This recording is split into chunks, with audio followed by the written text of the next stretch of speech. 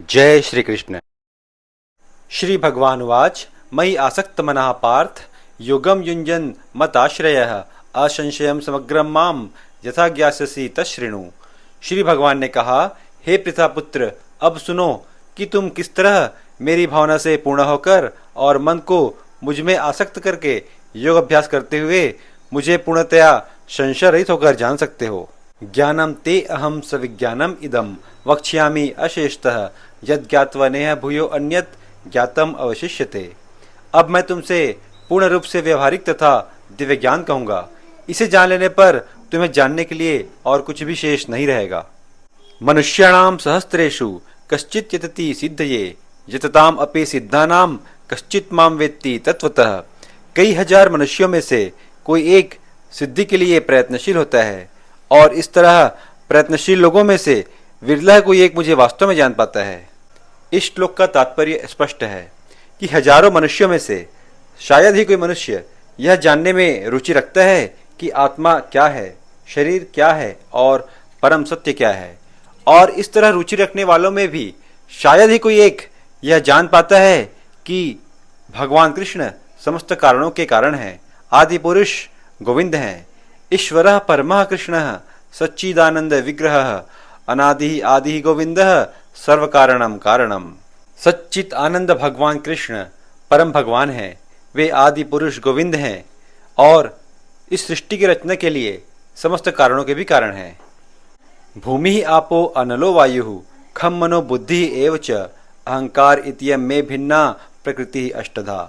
पृथ्वी, जल, अग्नि, वायु, आकाश, मन, बुद्धि तथा अहंकार, ये 8 प्रकार से विभक्त मेरी अपरा प्रकृतियां हैं। इस अध्याय में भगवान की शक्तियों को 2 भागों में विभक्त करके बताया गया है। एक है अपरा शक्ति और दूसरी है पराशक्ति। भौतिक तत्वों के रूप में भगवान का प्रकट ही उनकी अपरा शक्ति है। इस श्लोक में 8 भौतिक तत्वों का वर्णन किया गया है, जैसे आकाश, वायु, अग्नि, जल, पृथ्वी, मन, बुद्धि तथा अहंकार। अगले श्लोक में भगवान ने अपनी दूसरी शक्ति अर्थात पराशक्ति का वर्णन किया है। आत्मा अर्थात इस शरीर में स्थित जीव जो अपने विभिन्न कार्यों के लिए भौतिक शक्तियों का विदोहन करता रहता है, स्वयं परमेश्वर की पराशक्ति है और यह वही शक्ति है जिसके कारण सारा संसार कार्यशील है। इस दृश्य जगत में कार्य करने की तब तक शक्ति नहीं आती जब तक कि पराशक्ति अर्थात जीव द्वारा यह गतिशील नहीं बनाया जाता। यहाँ पर आत्मा रूपी जीव का भगवान की पराशक्ति के रूप में वर्णन हुआ है, क्योंकि जीव यदि शक्ति है तो भगवान शक्तिमान है और शक्ति का नियंत्रण सदैव शक्तिमान करता है। जीव सदैव भगवान द्वारा नियंत्रित होते हैं, जीवों का अपना कोई स्वतंत्र अस्तित्व नहीं है। चलिए चलते हैं अगले श्लोक की ओर, जहाँ भगवान ने अपनी पराशक्ति का वर्णन किया है। अपरा इयम इतः तु अन्याम प्रकृतिम विद्धि में पराम जीव भूतानाम महाबाहो यजा इदम धारते जगत। हे महाबाहु अर्जुन, इनके अतिरिक्त मेरी एक अन्य पराशक्ति है जो उन जीवों से युक्त है जो इस भौतिक अपरा प्रकृति के साधनों का विदोहन कर रहे हैं। एतत् योनिनि भूतानि सर्वाणि इति उपधारय अहम कृष्णस्य जगतः प्रभवः प्रलयस्तथा। सारे प्राणियों का उद्गम इन दोनों शक्तियों में है। इस जगत में जो कुछ भी भौतिक तथा आध्यात्मिक है उसकी उत्पत्ति तथा प्रलय मुझे ही जानो। मत्तः परतरम न अन्यत् किंचित अस्ति धनंजय मयि सर्वम इदम प्रोतम सूत्रे मणिगणा एव। हे धनंजय, मुझसे श्रेष्ठ कोई सत्य नहीं है। जिस प्रकार मोती धागे में गुथे रहते हैं उसी प्रकार सब कुछ मुझ पर ही आश्रित है। रसो अहम अप्सु कौन्तेय प्रभास्मि शशि सूर्ययोः प्रणवः सर्ववेदेषु शब्दः खे पौरुषम नृषु। हे कुंती पुत्र, मैं जल का स्वाद हूँ, सूर्य तथा चंद्रमा का प्रकाश हूँ, वैदिक मंत्रों में ओंकार हूँ, आकाश में ध्वनि हूँ तथा मनुष्यों में सामर्थ्य हूँ। यह श्लोक बताता है कि भगवान किस तरह अपनी विविध परा तथा अपरा शक्तियों द्वारा सर्वव्यापी हैं। इस श्लोक में तथा आने वाले श्लोकों में भगवान ने यह स्पष्ट किया है कि किस तरह वे अपनी शक्तियों एवं गुणों के माध्यम से यत्र तत्र सर्वत्र विद्यमान रहते हैं। पुण्यो गंधः पृथिव्याम च तेजः च अस्मि विभावसौ जीवनम सर्वभूतेषु तपः च अस्मि तपस्विषु। मैं पृथ्वी की आद्य सुगंध और अग्नि की उष्मा हूँ। मैं समस्त जीवों का जीवन तथा तपस्वियों का तप हूँ। बीजम माम सर्वभूतानां विद्धि पार्थ सनातनम। बुद्धि बुद्धिमतामस्मि तेजः तेजस्विनामहम्। हे प्रजापुत्र, यह जान लो कि मैं ही समस्त जीवों का आदि बीज हूँ, बुद्धिमानों की बुद्धि तथा समस्त तेजस्वी पुरुषों का तेज हूँ। कृष्ण समस्त पदार्थों के बीज हैं। कई प्रकार के चर तथा अचर जीव हैं। पशु पक्षी मनुष्य तथा अन्य सजीव प्राणी चर हैं। पेड़ पौधे अचर हैं, वे चल नहीं सकते, केवल खड़े रहते हैं। प्रत्येक जीव 84 लाख योनियों के अंतर्गत हैं, जिनमें से कुछ चर हैं, कुछ अचर। किंतु इन सभी के जीवन का बीज स्वरूप श्री कृष्ण है। जैसा कि वैदिक साहित्य में कहा गया है, ब्रह्म या परम सत्य वह है जिससे प्रत्येक वस्तु उत्पन्न है। जिस प्रकार जड़ सारे वृक्ष का पालन करता है, उसी प्रकार कृष्ण मूल होने के कारण इस जगत के समस्त प्राणियों का पालन करते हैं। वे समस्त नित्यों के नित्य हैं। वे समस्त जीवों के परम जीव हैं और वे ही समस्त जीवों का पालन करने वाले हैं। मनुष्य बुद्धि के बिना कुछ नहीं कर सकता और कृष्ण भी कहते हैं कि मैं ही समस्त बुद्धि का मूल हूँ। जब तक मनुष्य बुद्धिमान नहीं होता, तब तक वह भगवान कृष्ण को नहीं समझ सकता। बलम बलवताम चाहम कामराग विवर्जितम धर्म अविरुद्धो भूतेषु कामो अस्मि भरत ऋषभ। मैं बलवानों का कामनाओं तथा इच्छा से रहित बल हूँ। हे भरत श्रेष्ठ, मैं वह काम हूँ जो धर्म के विरुद्ध नहीं। बलवान पुरुष की शक्ति का उपयोग दुर्बलों की रक्षा के लिए होना चाहिए, व्यक्तिगत आक्रमण के लिए नहीं। भगवान कृष्ण आगे कहते हैं, मैं वह काम हूँ जो धर्म के विरुद्ध नहीं, अर्थात मैथुन संतान उत्पत्ति के लिए होना चाहिए, इंद्रिय सुख के लिए नहीं। ये चैव सात्विका भावा राजसाह तामसाह च ये मत्त एवेति तान विद्धि न तु अहम तेषु ते मयि। तुम जान लो कि मेरी शक्ति द्वारा सारे गुण प्रकट होते हैं, चाहे वे सत्वगुण हो, रजोगुण हो या तमोगुण हो। एक प्रकार से मैं सब कुछ हूँ, किंतु हूँ स्वतंत्र। मैं प्रकृति के गुणों के अधीन नहीं, अपितु प्रकृति के गुण मेरे अधीन हैं। हम अध्याय 14 में प्रकृति के गुणों का विस्तार से अध्ययन करेंगे। इस प्रकृति में 3 गुण पाए जाते हैं, जिनके अधीन रहकर जीव कर्म करता है, सत्वगुण, रजोगुण एवं तमोगुण। मैंने एपिसोड 38 में इन तीनों गुणों को संक्षिप्त में समझाया है। वीडियो का लिंक मैंने आई बटन में दे दिया है, आप देख सकते हैं। संसार के सारे भौतिक कार्यकलाप प्रकृति के गुणों के अधीन संपन्न होते हैं। यद्यपि प्रकृति के गुण परमेश्वर कृष्ण से उद्भूत हैं, किंतु भगवान उनके अधीन नहीं होते। इसीलिए भगवान को त्रिगुण अतीत कहा जाता है, अर्थात जो तीनों गुणों से भी परे है। त्रिभिः गुणमयैः भावैः एभिः सर्वम इदम जगत मोहितम ना भी जानाति मामेभ्यः परम अव्ययम। तीनों गुणों अर्थात सत्वगुण, रजोगुण तथा तमोगुण के द्वारा मोहग्रस्त यह सारा संसार मुझ गुण अतीत तथा अविनाशी को नहीं जानता। दैवी ही एषा गुणमयी मम माया दुरत्यया मामेव ये प्रपद्यन्ते मायाम एताम तरन्ति ते। प्रकृति के 3 गुणों वाली इस मेरी दैवी शक्ति को पार कर पाना कठिन है, किंतु जो मेरे शरणागत हो जाते हैं वे सरलता से इसे पार कर जाते हैं। न माम दुष्कृतिनो मूढ़ाः प्रपद्यन्ते नराधमाः माया अपहृत ज्ञाना आसुरम भावम आश्रिताः। जो निपट मूर्ख हैं, जो मनुष्यों में अधम हैं, जिनका ज्ञान माया के द्वारा हर लिया गया है, तथा जो असुरों की नास्तिक प्रकृति को धारण करने वाले हैं, ऐसे दुष्ट मेरी शरण ग्रहण नहीं करते। इस श्लोक के अनुसार 4 प्रकार के अभक्त कृष्ण की शरण में नहीं जाते, जिनमें पहला है मूढ़। वे जो कठिन श्रम करने वाले भारवाही पशुओं की भांति निपट मूर्ख होते हैं, वे अपने श्रम का लाभ स्वयं उठाना चाहते हैं, अतः वे भगवान को उसे अर्पित नहीं करना चाहते। भारवाही पशु का उपयुक्त उदाहरण गधा है। इस पशु से उसका स्वामी अत्यधिक कार्य लेता है। गधा यह नहीं जानता कि वह अहर्निश किसके लिए काम करता है। वह घास से पेट भरकर संतुष्ट रहता है। अपने स्वामी से मार खाने के भय से केवल कुछ घंटे सोता है। ऐसे लोग जो अपने द्वारा उत्पन्न कर्मों के भार से दबे रहते हैं, प्रायः यह कहते सुने जाते हैं कि उनके पास समय कहाँ है कि जीव की अमरता के विषय में सुन सकें। ऐसे मूढ़ों के लिए नश्वर भौतिक लाभ ही जीवन का सब कुछ होता है, भले ही वे अपने श्रम फल के एक अंश का भी उपभोग ना कर सकें। कभी कभी वे लाभ के लिए रात दिन नहीं सोते, भले ही उनके अमाशय में व्रण क्यों न हो जाए, अपच क्यों न हो जाए, वे बिना खाए ही संतुष्ट रहते हैं। वे मायामय स्वामियों के लाभ हेतु अहर्निश काम में व्यस्त रहते हैं। अपने असली स्वामी अर्थात भगवान से अनभिज्ञ रहकर ये मूर्ख कर्मी माया की सेवा में व्यर्थ ही अपना समय गंवाते हैं।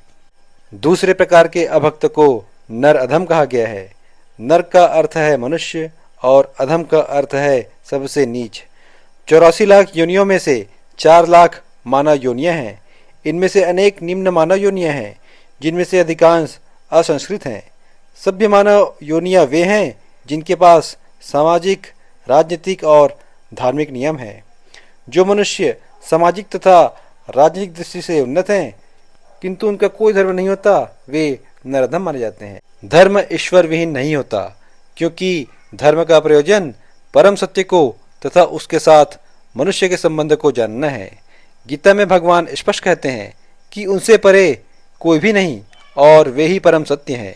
दुष्कृतियों की तीसरी श्रेणी माया अपृत ज्ञाना की है, अर्थात ऐसे व्यक्तियों की जिनका प्रकांड ज्ञान माया के प्रभाव से शून्य हो चुका है। ये अधिकांशतः बुद्धिमान व्यक्ति होते हैं, जैसे महान दार्शनिक, कवि, साहित्यकार, वैज्ञानिक आदि, किंतु माया इन्हें मोहित कर देती है, जिसके कारण ये परमेश्वर की अवज्ञा करते हैं। गीता में भगवान कृष्ण के द्वारा दिया गया मुख्य ज्ञान यही है कि भक्ति योग में दक्ष होकर भगवान कृष्ण की शरण ग्रहण की जाए। किंतु जो माया अपृत ज्ञान वर्ग के लोगों द्वारा टिप्पणियां की गई हैं, वह परंपरा पद्धति से हटकर हैं और ऐसी टिप्पणियां आध्यात्मिक जानकारी के पथ में रोड़े का कार्य करती हैं। मायाग्रस्त व्याख्याकार न तो स्वयं भगवान कृष्ण की शरण में जाते हैं और न अन्यों को इस सिद्धांत का पालन करने की शिक्षा देते हैं। दुष्कृतियों की चौथी श्रेणी आसुरम भावम आश्रिता अर्थात आसुरी सिद्धांत वालों की है। यह श्रेणी खुले रूप से नास्तिक होती है। इनमें से कुछ तर्क करते हैं कि परमेश्वर कभी भी संसार में अवतरित नहीं हो सकता, किंतु वे इसका कोई ठोस प्रमाण नहीं बता पाते कि ऐसा क्यों नहीं हो सकता। ऐसे लोगों के जीवन का एकमात्र उद्देश्य भगवान को नकारना है। श्री कृष्ण के चरण कमलों की वे कभी शरणागत नहीं हो सकते। तो मूढ़, नरधम, माया अपृत ज्ञानी अर्थात भ्रमित मनोधर्मी तथा नास्तिक, ये 4 प्रकार के दुष्कृति कभी भी भगवान के चरण कमलों की शरण में नहीं जाते, भले ही सारे शास्त्र तथा आचार्य ऐसा उपदेश क्यों न देते रहें। चतुर्विधा भजन्ते माम जनाः सुकृतिनो अर्जुन आर्तो जिज्ञासु अर्थ अर्थी ज्ञानी च भरत ऋषभ। हे भरत श्रेष्ठ, 4 प्रकार के पुण्यात्मा मेरी सेवा करते हैं। पहला है आर्थ, दूसरा जिज्ञासु, तीसरा अर्थ अर्थी, चौथा ज्ञानी। आर्त का अर्थ होता है दुखी या पीड़ित। जिज्ञासु का अर्थ होता है ज्ञान के लिए जिज्ञासा रखने वाला। अर्थ अर्थी का अर्थ होता है लाभ की इच्छा रखने वाला। और ज्ञानी वह है जो वस्तुओं को सही रूप में जानने वाला है। कृष्ण कहते हैं कि ये 4 प्रकार के पुण्यात्मा मेरी सेवा करते हैं। इसके पहले वीडियो में हमने आपको बताया था कि 4 प्रकार के अभक्त या दुष्कृति जो कृष्ण की शरण में नहीं जाते। तेषाम ज्ञानी नित्य युक्त एक भक्ति विशिष्यते प्रियो ही ज्ञानिनो अत्यर्थम अहम स च मम प्रियः। इनमें से जो परम ज्ञानी है और शुद्ध भक्ति में लगा रहता है वह सर्वश्रेष्ठ है, क्योंकि मैं उसे अत्यंत प्रिय हूँ और वह मुझे प्रिय है। भौतिक इच्छाओं के समस्त कल्मश से मुक्त आर्त, जिज्ञासु, धनहीन तथा ज्ञानी ये सब शुद्ध भक्त बन सकते हैं, किंतु इनमें से जो परम सत्य का ज्ञानी है और भौतिक इच्छाओं से मुक्त होता है वही भगवान का शुद्ध भक्त हो पाता है। इन 4 वर्गों में से जो भक्त ज्ञानी है और साथ ही भक्ति में लगा रहता है वह भगवान के कथनानुसार सर्वश्रेष्ठ है। उदाराः सर्व एवैते ज्ञानी त्वात्मैव मे मतम् आस्थितः स ही युक्तात्मा मामेव अनुत्तमाम गतिम। निस्संदेह ये सब उदार चेता व्यक्ति हैं, किंतु जो मेरे ज्ञान को प्राप्त है उसे मैं अपने ही समान मानता हूँ। वह मेरी दिव्य सेवा में तत्पर रहकर मुझ सर्वोच्च उद्देश्य को निश्चित रूप से प्राप्त करता है। ऐसा नहीं है कि जो कम ज्ञानी भक्त हैं वे भगवान को प्रिय नहीं है। भगवान कहते हैं कि सभी उदार चेतन हैं, क्योंकि चाहे जो भी भगवान के पास किसी भी उद्देश्य से आए वह महात्मा कहलाता है। जो भक्त भक्ति के बदले कुछ लाभ चाहते हैं उन्हें भगवान स्वीकार करते हैं, क्योंकि इससे स्नेह का विनिमय होता है। वे स्नेहवश भगवान से लाभ की याचना करते हैं और जब उन्हें वह प्राप्त हो जाता है तो वे इतने प्रसन्न होते हैं कि वे भगवत भक्ति करने लगते हैं। किंतु ज्ञानी भक्त भगवान को इसलिए प्रिय है कि उसका उद्देश्य प्रेम तथा भक्ति से परमेश्वर की सेवा करना होता है। ऐसा भक्त भगवान की सेवा किए बिना एक क्षण भी नहीं रह सकता। इसी प्रकार परमेश्वर अपने भक्त को बहुत चाहते हैं और वे उससे विलग नहीं हो पाते। श्रीमद् भागवत महापुराण में कहा गया है, भक्तगण सदैव मेरे हृदय में वास करते हैं और मैं भक्तों के हृदय में वास करता हूँ। बहुनाम जन्मनाम अन्ते ज्ञानवान माम प्रपद्यते वासुदेवः सर्वम इति स महात्मा सुदुर्लभः। अनेक जन्म जन्मांतर के बाद जिसे सचमुच ज्ञान होता है वह मुझको समस्त कारणों का कारण जानकर मेरी शरण में आता है। ऐसा महात्मा अत्यंत दुर्लभ होता है। भक्ति या दिव्य अनुष्ठानों को करता हुआ जीव अनेक जन्मों के पश्चात इस दिव्य ज्ञान को प्राप्त कर सकता है कि आत्म साक्षात्कार का चरम लक्ष्य श्री भगवान है। आत्म साक्षात्कार के प्रारंभ में जब मनुष्य भौतिकता का परित्याग करने का प्रयत्न करता है तब निरशेषवाद या संन्यास की ओर उसका झुकाव हो सकता है, किंतु आगे बढ़ने पर वह यह समझ पाता है कि आध्यात्मिक जीवन में भी कार्य हैं और इन्हीं से भक्ति का विधान होता है। इसकी अनुभूति होने पर वह भगवान के प्रति आसक्त हो जाता है और उनकी शरण ग्रहण कर लेता है।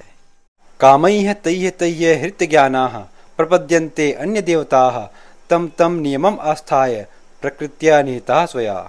जिनकी बुद्धि भौतिक इच्छाओं द्वारा मारी गई है वे देवताओं की शरण में जाते हैं और वे अपने अपने स्वभाव के अनुसार पूजा के विशेष विधि विधानों का पालन करते हैं। जो अल्पज्ञ हैं या जिन्होंने अपनी आध्यात्मिक चेतना खो दी है वे भौतिक इच्छाओं की शीघ्र पूर्ति के लिए देवताओं की शरण में जाते हैं।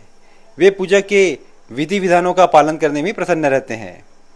देवताओं के पूजक छोटी छोटी इच्छाओं के द्वारा प्रेरित होते हैं। वे यह नहीं जानते कि परम लक्ष्य तक किस प्रकार पहुंचा जाए। वैदिक साहित्य में विभिन्न उद्देश्यों की पूर्ति के लिए भिन्न भिन्न देवताओं के पूजन का विधान है। अतः जो भगवत भक्त नहीं हैं वे सोचते हैं कि देवता कुछ कार्यों के लिए भगवान से श्रेष्ठ हैं, किंतु शुद्ध भक्त जानता है कि भगवान कृष्ण ही सबके स्वामी हैं। केवल भगवान कृष्ण ही स्वामी हैं और अन्य सब दास हैं। फलतः शुद्ध भक्त कभी भी अपनी आवश्यकताओं की पूर्ति के लिए देवताओं के निकट नहीं जाता। वह तो परमेश्वर पर निर्भर रहता है और वे जो कुछ देते हैं उसी से संतुष्ट रहता है। यो यो याम याम तनुम भक्तः श्रद्धया अर्चितुम इच्छति तस्य तस्याचलाम श्रद्धाम तामेव विदधामि अहम्। मैं प्रत्येक जीव के हृदय में परमात्मा स्वरूप स्थित हूँ।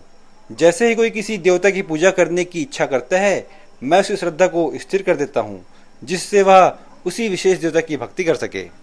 जीवात्मा तथा देवता दोनों ही परमेश्वर की इच्छा के अधीन है। अतः जीवात्मा न तो स्वेच्छा से किसी देवता की पूजा कर सकता है, न ही देवता परमेश्वर की इच्छा के विरुद्ध कोई वर दे सकता है। जैसा कि कहावत है, ईश्वर की इच्छा के बिना एक पत्ता भी नहीं हिलता। सामान्यतः जो लोग इस संसार में पीड़ित हैं वे देवताओं के पास जाते हैं, क्योंकि वेदों में ऐसा करने का उपदेश है कि अमुक अमुक इच्छाओं की पूर्ति के लिए अमुक अमुक देवताओं की शरण में जाना चाहिए। उदाहरण के लिए एक रोगी को सूर्यदेव की उपासना करने का आदेश है। इसी प्रकार विद्या चाहने वाले को सरस्वती की पूजा करने का आदेश है और सुंदर पत्नी चाहने वाले को देवी पार्वती की पूजा करनी चाहिए। इस प्रकार शास्त्रों में विभिन्न देवताओं के पूजन की विधियां बताई गई हैं। चूंकि प्रत्येक जीव विशेष सुविधा चाहता है, अतः भगवान उसे विशेष देवता से उस वर को प्राप्त करने की प्रबल इच्छा की प्रेरणा देते हैं और उसे वर प्राप्त हो जाता है। सारे देवता परमेश्वर के विराट शरीर के विभिन्न अंग स्वरूप हैं, अतः वे स्वतंत्र नहीं होते। वैदिक साहित्य में कथन है, परमात्मा रूप में भगवान देवता के हृदय में भी स्थित रहते हैं, अतः वे देवता के माध्यम से जीव की इच्छा को पूरा करने की व्यवस्था करते हैं। किंतु जीव तथा देवता दोनों ही परमात्मा की इच्छा पर आश्रित हैं, वे स्वतंत्र नहीं हैं। स तया श्रद्धया युक्तः तस्य आराधनम ईहते लभते च ततः कामान मया एव विहितान हितान। ऐसी श्रद्धा से समन्वित वह देवता विशेष की पूजा करने का यत्न करता है और अपनी इच्छा की पूर्ति करता है, किंतु वास्तविकता तो यह है कि ये सारे लाभ केवल मेरे द्वारा प्रदत्त हैं। देवतागण परमेश्वर की अनुमति के बिना अपने भक्तों को वर नहीं दे सकते। जीव भले ही यह भूल जाए कि प्रत्येक वस्तु परमेश्वर की संपत्ति है, किंतु देवता इसे नहीं भूलते। अतः देवताओं की पूजा तथा वांछित फल की प्राप्ति देवताओं के कारण नहीं, अपितु उनके माध्यम से भगवान के कारण होती है। अल्पज्ञानी जीव इसे नहीं जानते। अंतवत्तु फलम तेषाम तद्भवति अल्पमेधसाम देवान देव यजो जानती मद भक्त यान्ति मामपि। अल्प बुद्धि वाले व्यक्ति देवताओं की पूजा करते हैं और उन्हें प्राप्त होने वाले फल सीमित तथा क्षणिक होते हैं। देवताओं की पूजा करने वाले देवलोक को जाते हैं, किंतु मेरे भक्त अंततः मेरे परम धाम को प्राप्त होते हैं। इस श्लोक में स्पष्ट है कि विभिन्न देवताओं की पूजा करने वाले उन्हीं के लोकों को प्राप्त करते हैं। जैसे सूर्य की उपासना करने वाला सूर्यलोक को जाता है, या चंद्रमा की उपासना करने वाला चंद्रलोक को प्राप्त होता है। इंद्र की उपासना करने वाला स्वर्गलोक को प्राप्त कर सकता है, किंतु भगवान कृष्ण की सेवा करने वाला उनके परम धाम गोलोक को प्राप्त करता है। इस श्लोक में यह भी स्पष्ट किया गया है कि देवताओं के द्वारा दिया गया फल सीमित तथा क्षणिक होते हैं, किंतु भगवान कृष्ण के द्वारा दिया गया फल स्थायी होते हैं। अव्यक्तम व्यक्तिम आपन्नम मन्यन्ते माम अबुद्धयः परम भावम अजानन्तो मम अव्ययम अनुत्तमम। भगवान कृष्ण कहते हैं कि बुद्धिहीन मनुष्य मुझको ठीक से न जानने के कारण सोचते हैं कि मैं पहले निराकार था और अब मैंने इस स्वरूप को धारण किया है। वे अपने अल्प ज्ञान के कारण मेरी अविनाशी तथा सर्वोच्च प्रकृति को नहीं जान पाते। न अहम प्रकाशः सर्वस्य योगमाया समावृतः मूढ़ो अयम नाभिजानाति लोको माम अजम अव्ययम। मैं मूर्खों तथा अल्पज्ञों के लिए कभी भी प्रकट नहीं हूँ। उनके लिए तो मैं अपनी अंतरंगा शक्ति द्वारा आच्छादित रहता हूँ, अतः वे यह नहीं जान पाते कि मैं अजन्मा तथा अविनाशी हूँ। यह तर्क यहाँ पर दिया जा सकता है कि जब कृष्ण पृथ्वी पर विद्यमान थे और सभी के लिए दृश्य थे, तो अब वे सभी के समक्ष प्रकट क्यों नहीं होते? किंतु वास्तव में वे हर एक के समक्ष प्रकट नहीं थे। जब कृष्ण विद्यमान थे तो उन्हें भगवान रूप में समझने वाले बहुत थोड़े ही थे। जब कुरुसभा में शिशुपाल ने कृष्ण के सभा अध्यक्ष चुने जाने का विरोध किया, तो भीष्म ने कृष्ण के नाम का समर्थन किया और उन्हें परमेश्वर घोषित किया। इसी प्रकार पांडव तथा कुछ अन्य लोग परमेश्वर के रूप में उन्हें जानते थे, किंतु सभी ऐसे नहीं थे। अभक्तों तथा सामान्य व्यक्तियों के लिए वे प्रकट नहीं थे। इसलिए भगवद गीता में भगवान कृष्ण कहते हैं कि उनके विशुद्ध भक्तों के अतिरिक्त अन्य सारे लोग उन्हें अपनी तरह समझते हैं, अर्थात सामान्य व्यक्ति समझते हैं। वे अपने भक्तों के समक्ष ही आनंद के अगार रूप में प्रकट होते थे, किंतु अन्यों के लिए या अल्पज्ञ अभक्तों के लिए वे अपनी अंतरंगा शक्ति से आच्छादित रहते थे। श्रीमद् भागवत महापुराण में कुंती ने भी कहा है कि भगवान योग माया के आवरण से आवृत हैं, अतः सामान्य लोग उन्हें नहीं समझ पाते। वेदाहम समतीतानि वर्तमानानि च अर्जुन भविष्यवाणी च भूतानि माम तु वेद न कश्चन। हे अर्जुन, श्री भगवान होने के कारण मैं जो कुछ भूतकाल में घटित हो चुका है, जो वर्तमान में घटित हो रहा है और जो आगे होने वाला है, वह सब कुछ जानता हूँ। मैं समस्त जीवों को भी जानता हूँ, किंतु मुझे कोई नहीं जानता। जैसा कि 4 अध्याय में बताया गया है कि भगवान कृष्ण ने सूर्यदेव विवस्वान को करोड़ों वर्ष पूर्व गीता का जो उपदेश दिया था, वह उन्हें स्मरण है। कृष्ण प्रत्येक जीव को जानते हैं, क्योंकि वे सबों के हृदय में परमात्मा रूप में स्थित हैं, किंतु अल्पज्ञानी प्रत्येक जीव के हृदय में परमात्मा रूप में स्थित होने तथा श्री भगवान के रूप में उपस्थित रहने पर भी कृष्ण को परम पुरुष के रूप में नहीं जान पाते। इच्छा द्वेष समुत्थेन द्वंद्व मोहेन भारत सर्वभूतानि सम्मोहम सर्गे यान्ति परंतप। हे भरतवंशी, हे शत्रु विजेता, समस्त जीव जन्म लेकर इच्छा तथा घृणा से उत्पन्न द्वंद्वों से मोहग्रस्त होकर मोह को प्राप्त होते हैं। येषाम तु अंतगतम पापम जनानाम पुण्य कर्मणाम ते द्वंद्व मोह निर्मुक्ता भजन्ते माम दृढ़व्रताः। जिन मनुष्य ने पूर्व जन्मों में तथा इस जन्म में पुण्य कर्म किए हैं और जिनके पाप कर्मों का पूर्णतया उच्छेदन हो चुका है, वे मोह के द्वंद्वों से मुक्त हो जाते हैं और वे संकल्प पूर्वक मेरी सेवा में तत्पर होते हैं। इस अध्याय में उन लोगों का उल्लेख है जो दिव्य पद को प्राप्त करने के अधिकारी हैं। जो पापी, नास्तिक, मूर्ख तथा कपटी हैं, उनके लिए इच्छा तथा घृणा के द्वंद्व को पार कर पाना कठिन है। केवल ऐसे पुरुष भक्ति स्वीकार करके क्रमशः भगवान के शुद्ध ज्ञान को प्राप्त कर पाते हैं, जिन्होंने धर्म के विधि विधानों का अभ्यास करने, पुण्य कर्म करने तथा पाप कर्मों को जीतने में अपना जीवन लगाया है। फिर वे क्रमशः भगवान का ध्यान समाधि में करते हैं। आध्यात्मिक पद पर आसीन होने की यही विधि है। जरा मरण मोक्षाय माम आश्रित्य यतन्ति ये ते ब्रह्म तत्विदुः कृष्णम अध्यात्मम कर्म च अखिलम। जो वृद्धा अवस्था तथा मृत्यु से मुक्ति पाने के लिए यत्नशील रहते हैं, वे बुद्धिमान व्यक्ति मेरी भक्ति की शरण ग्रहण करते हैं। वे वास्तव में ब्रह्म हैं, क्योंकि वे दिव्य कर्म के विषय में पूरी तरह जानते हैं। जन्म, मृत्यु, जरा तथा रोग इस भौतिक शरीर को सताते हैं, आध्यात्मिक शरीर को नहीं। आध्यात्मिक शरीर के लिए न जन्म है, न मृत्यु, न वृद्धावस्था, न रोग। अतः जिसे आध्यात्मिक शरीर प्राप्त हो जाता है, वह भगवान का पार्षद बन जाता है और नित्य भक्ति करता है। मनुष्य को चाहिए कि वह यह समझे, अहम ब्रह्मस्मि, अर्थात मैं ब्रह्म या आत्मा हूँ, शरीर नहीं। स अधिभूत अधिदैवम माम स अधियज्ञम च ये विदुः प्रयाण काले अपि च माम ते विदुः युक्त चेतसः।